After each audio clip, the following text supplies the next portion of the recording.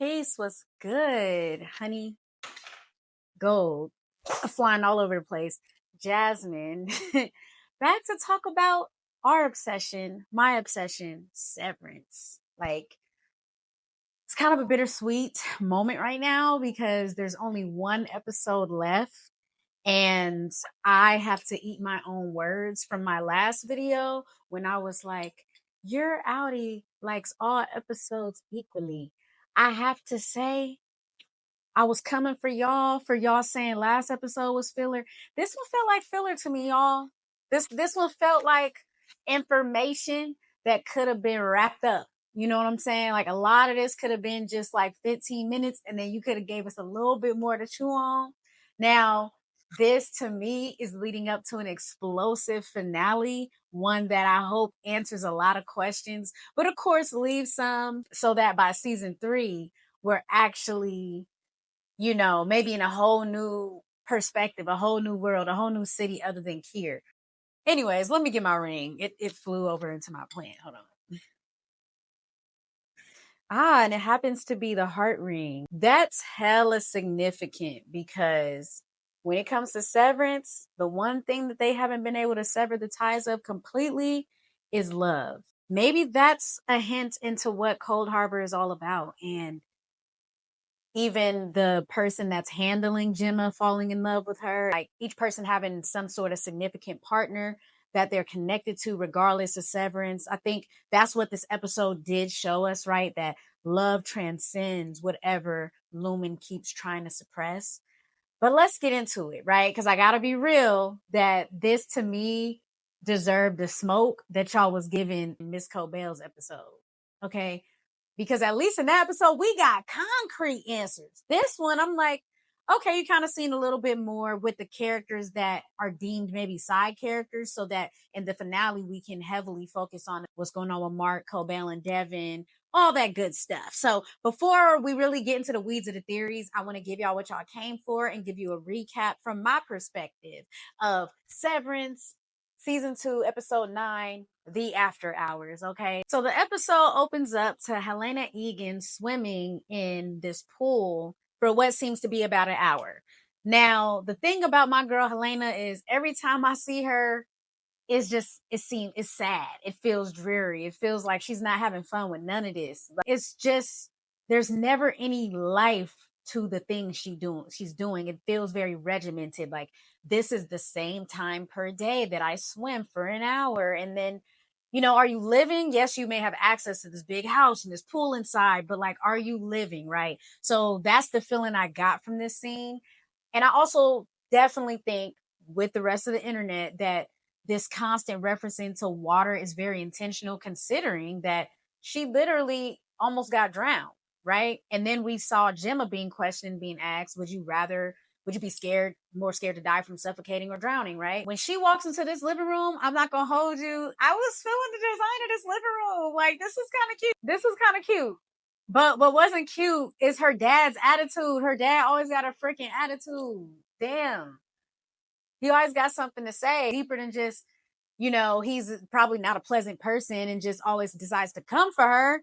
But there's the other side of, in my opinion, is she really even his daughter? They seem to pluck and place people wherever they want, they being Lumen in this case. So what are the chances that she was literally selected to play this daughter role?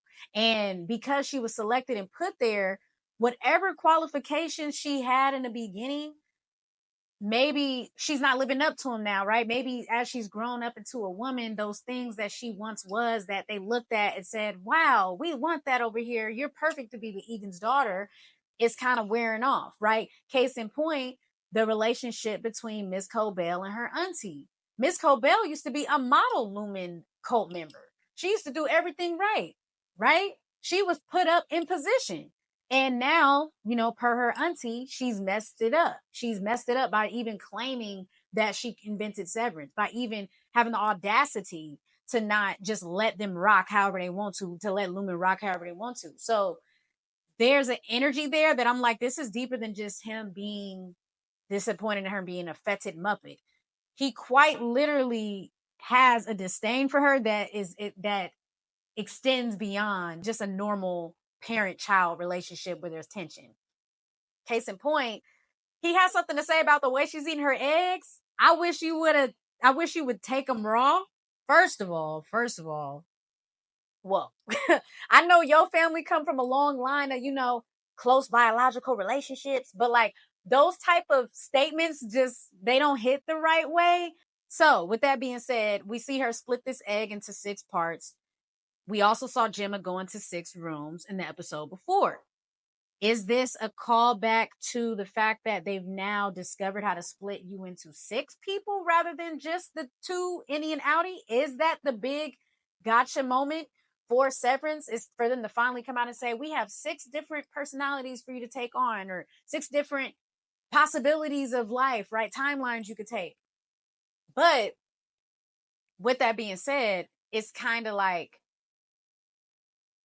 is that it? Right? I would hope so. I don't think so. There's the eggs connection with fertility. She has sex with Mark. Is she pregnant? Is her even visiting him and them simply talking, but not talking about anything? Her presence alone is her saying, hey, I got the job done. And when she brings up Herb and says, we're going to go see about Mr. Bailiff, which was, whoa, okay.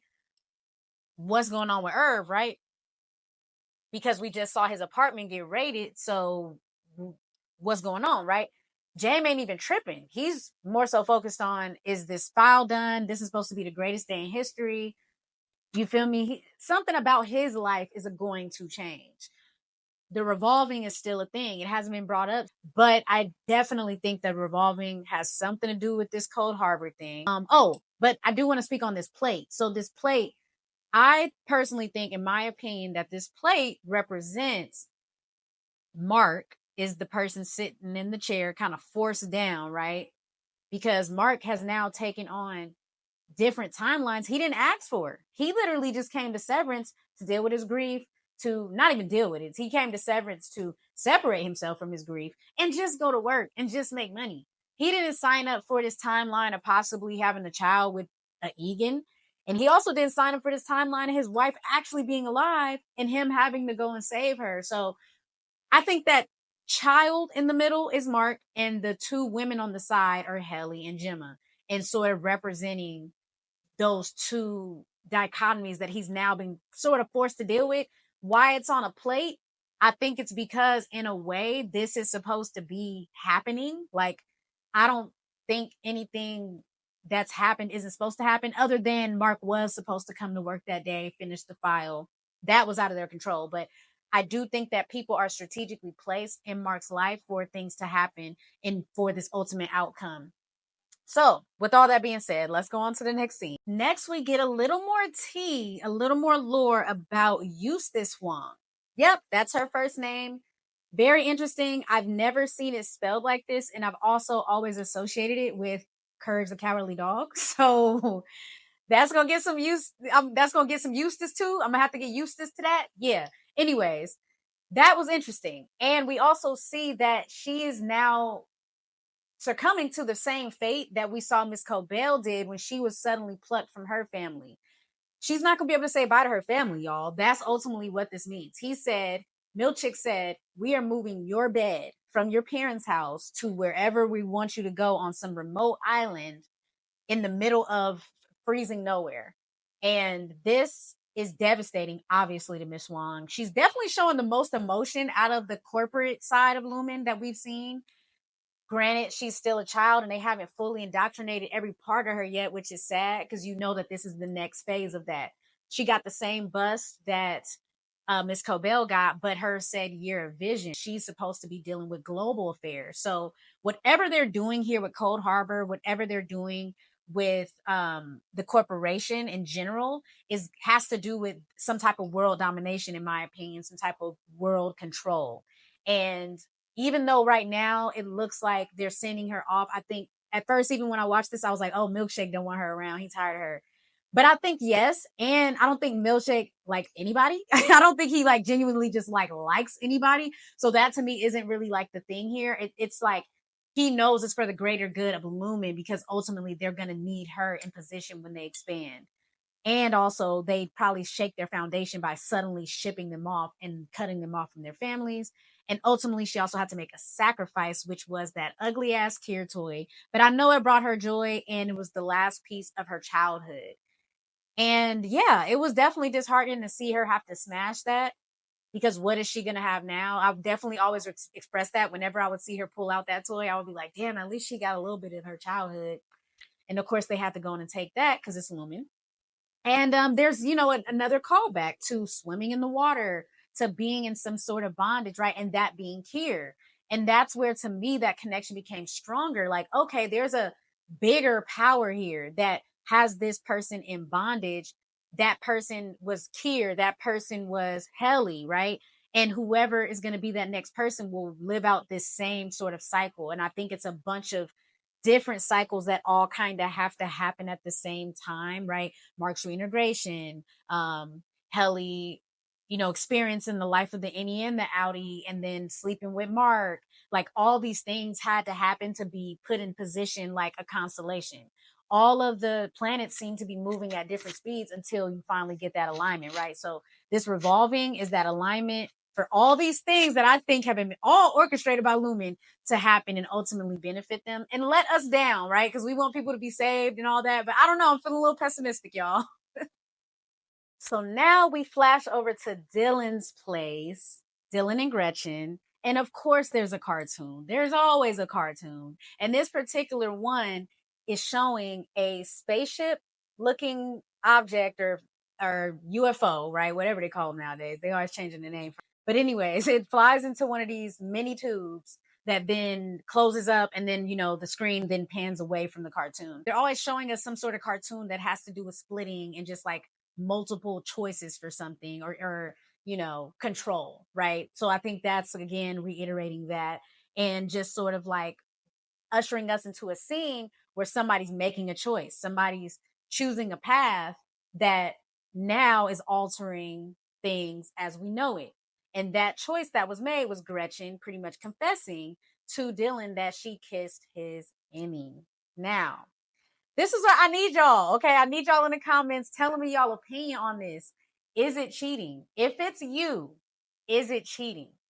In my opinion, now me, I wouldn't choose to get severed. I'm a little too suspicious of people like that to be just giving my body away for 8 hours and not knowing what you're doing with it.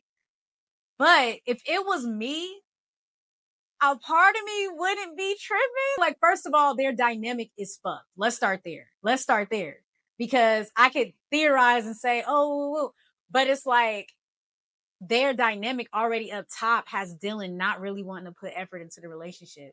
He comes into the kitchen and, typically it'd be a quick little peck on the cheek, or, you living with your significant other, you give him a little hug, a little pat on the booty or something.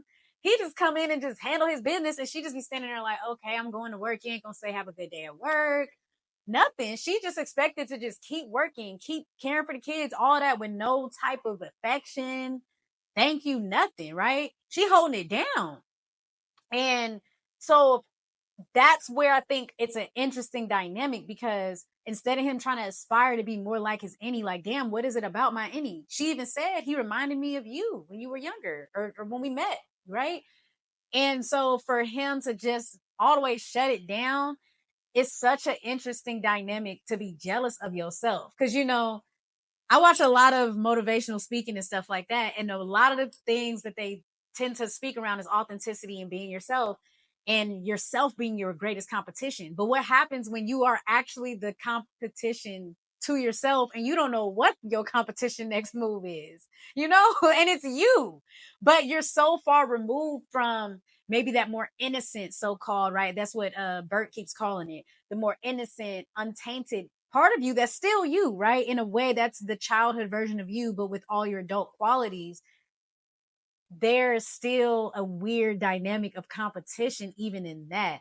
So that was weird to me. I personally, while I may not have I won't ever find myself in that situation to a certain extent. I feel like if it's me, like if it's my body, my mind, and I'm trying to work towards getting better, and that's where I think the reintegration comes in, and why reintegration to me is ultimately like more of a kind of gotcha where that you think that you're kind of going against the grain, but it's really Lumen kind of wanting you to do it in a weird way. Or it was maybe a part of the original plan. Like maybe the original plan was you sever people, you help them deal with what they're going through, and then you reintegrate them so that they kind of can walk away anew. But Lumen was like, there's actually more to this where if we keep you severed and we keep severing and severing and severing, we can use you for nefarious reasons, whether that be we're literally just taking your money and you're paying for the procedure to live your life, or we're severing you and we're having you do our mysterious and important work, right? So with all that being said, that was interesting dynamic. I'd love to hear what y'all think. Is it cheating? If it's you, if it's your any, is it cheating? Okay, now we have Irv returning home. And the time jumps in this show are very interesting because now I'm left with asking, where was Irv all night? Who was the person that he was calling that Bert even initially stumbled upon him talking to? Because now I'm thinking, is there a whole new character we're so unaware of that's gonna come in on some white knight shit and actually like save the day, whatever saving looks like in this context? Because Lumen seems to have a stranglehold on everything and everybody, including getting into people's apartments. Because when Irvin got back and it's daytime, looks pretty blank in his apartment, but his dog is in there, and his dog looked over at him like, you know you done fucked up, right? I was shook. I'm like, what's going on? So he walks in. It looks like maybe his kitchen is blocked off or whatever that big old blackboard is. I don't know if that was always there. Y'all let me know. But he walks into the back room and Bert is sitting right there reading notes on some mob mafia shit. Just sitting there with his feet kicked up like, oh, you said I was a goon. My feelings is hurt. Like, how you gaslighting me about you being a goon, but you sitting in my house unannounced with my dog in submission? Like, what are we talking about? Now, this is, of course, that sentiment leads me to believe, was Herb kind of playing it safe and being like, no, I don't think that about you, so that he don't get murked right there? And why go in the car with Bert? I don't know. I would never. Look, here's the thing. When you watch a lot of true crime, what do they say? They say never let that person take you to what?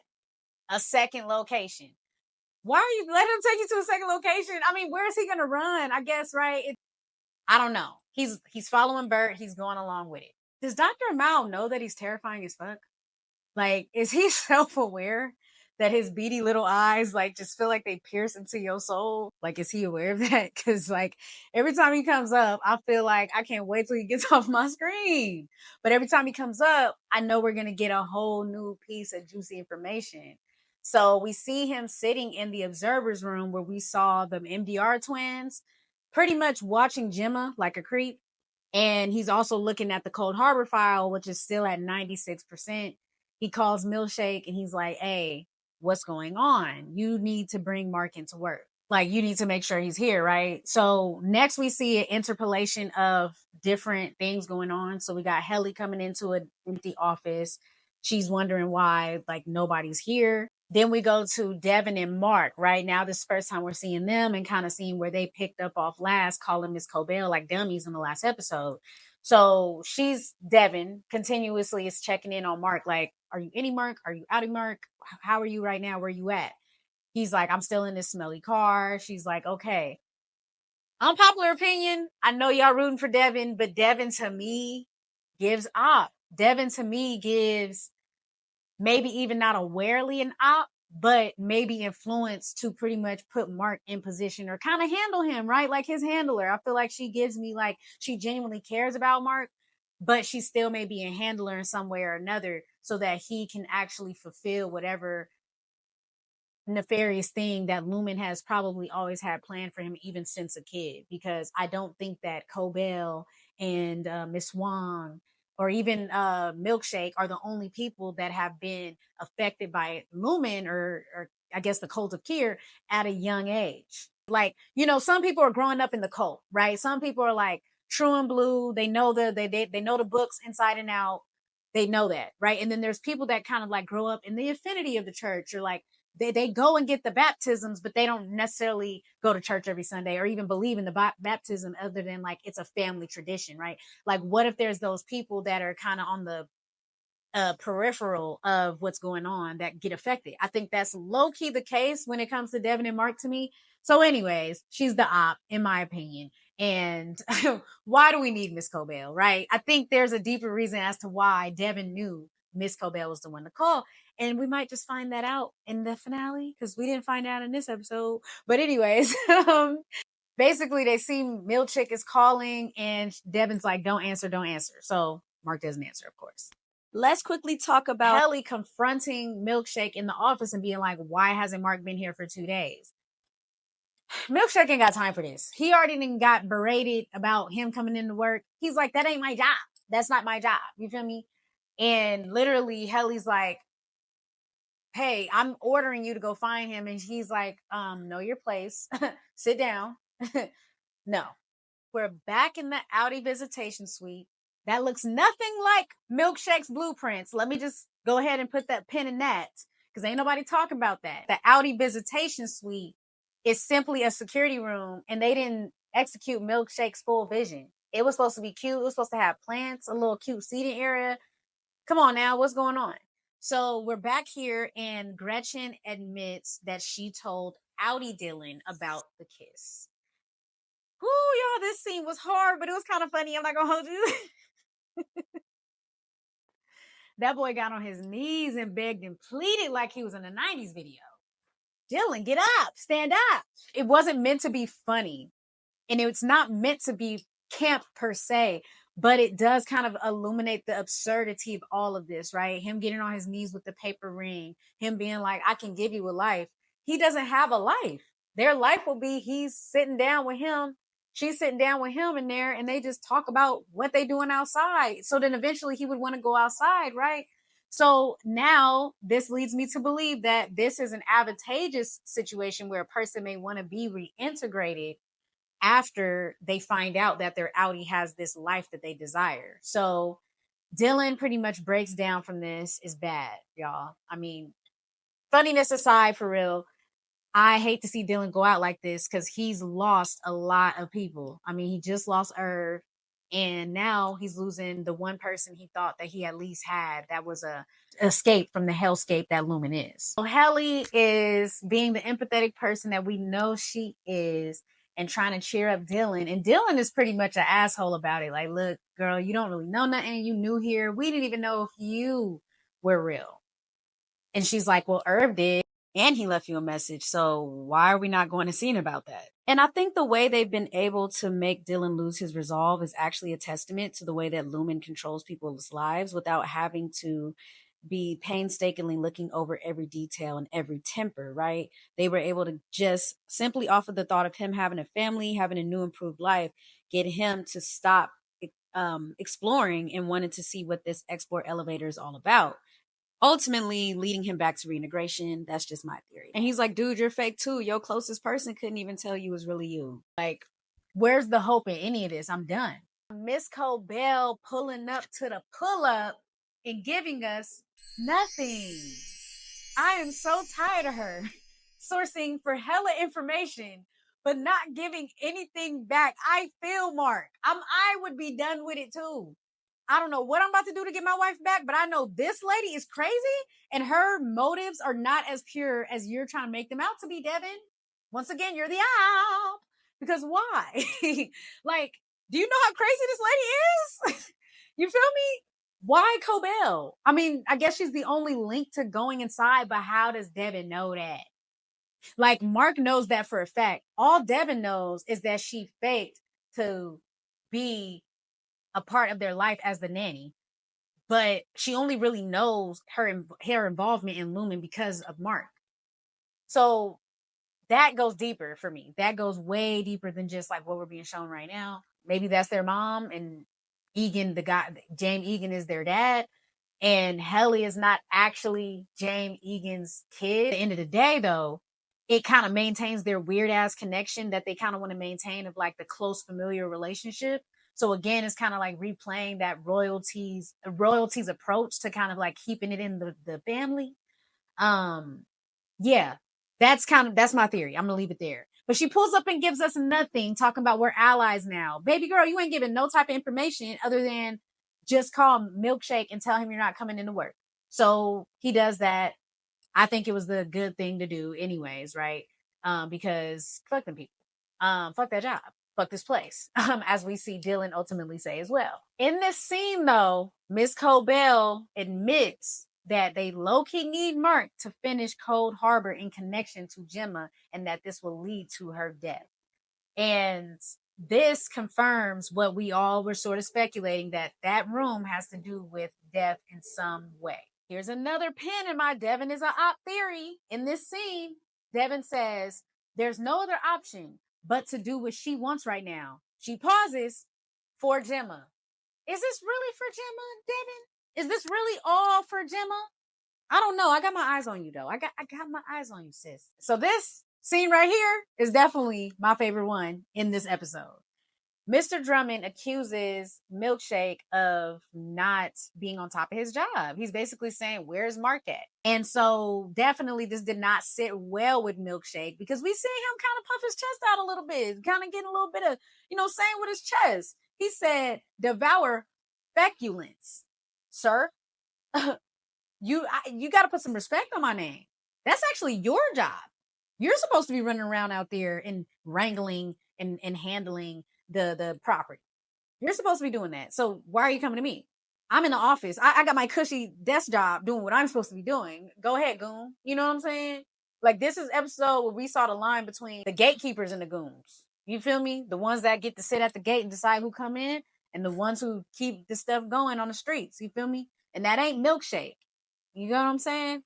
So, I mean, that was kind of satisfying. I definitely don't think he's gonna flip. I see y'all kind of getting optimistic out there, talking about, oh, Cobell and Milkshake gonna be. No, nah. They looming through and through. They just want respect on their name within the shit. Okay? So now we go back to Bert and Irving. He's taking him to the train station. He ends up dropping him off. He says, this line is as far as you can go, and you can't come back to Kier. Which again is it's giving me, Bert, this is not that different than the other times you have to drop somebody off and you don't know what happened to them. As far as you can go, to me, was very specific. And that whole beginning of the episode of Helena saying, we got to go see about Mr. Bailiff. I think they know exactly where he's going. And I think Bert is very much in cahoots with that. And I think Fields wants this man gone. So Fields was okay with it. Fields probably was the number one snitch, and Bert just had to actually carry out the actions and things like that. Like, Fields is not as innocent as he sits up there and sits on his high horse and judging Bert. He's not as innocent as he even tries to come off to be. So now this is what got me low key shook, because to see the demeanor in James change when he snuck up on Helly trying to memorize the directions to the export elevator, it's got me wondering, why does he have so much affection towards the innie, but a disdain for the outie? We'll see in the finale what she was lying about. What did she trick him about? Is there a trick when it comes to Irving? Has Helena been the person that Irv has been talking to this whole time?